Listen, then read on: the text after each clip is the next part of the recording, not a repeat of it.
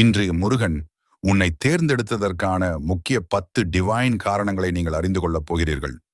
உன் மனம் இயற்கையாக நல்லதை விரும்புகிறது. முருகன் ஆறுமுகன், ஆரம், அன்பு, ஒழுக்கம்.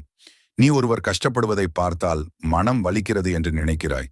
இதுதான் முருகன் உன் உள்ளத்தில் இருப்பதற்கான அடையாளம். நீ பிறருக்கு உதவ விரும்புகிறாய், சமயம் இல்லாமல் கூட பிடித்த அளவு கூட உதவ முயல்வாய். அந்த தர்ம மனம் முருகன் அருளின் தன்மை. உன் மனம் தூய்மையாக இருக்கிறது.